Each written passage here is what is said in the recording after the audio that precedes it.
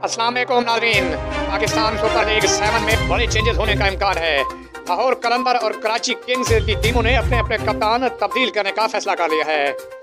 वजह क्या है मुकम्मल तफसील हम आपको बताएंगे, लेकिन उससे पहले अगर आप हमारे चैनल पर न्यू आए हैं तो हमारा चैनल सब्सक्राइब करके घंटी के बटन को प्रेस कर दें ताकि हर आने वाला नोटिफिकेशन आपको मिलता रहे।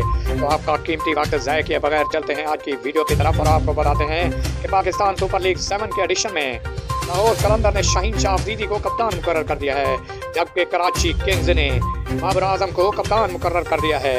याद रहे पाकिस्तान सुपर लीग 7 का आगाज जनवरी के वस्त में होने का इम्कान है। पाकिस्तान सुपर लीग 7 की ड्राफ्टिंग 7 दिसंबर को लाहौर के कदाफी स्टेडियम में होगी। पाकिस्तान क्रिकेट बोर्ड के चेयरमैन रमीज राजा का कहना है कि इस बार बड़े बड़े खिलाड़ियों को मदऊ किया जाएगा।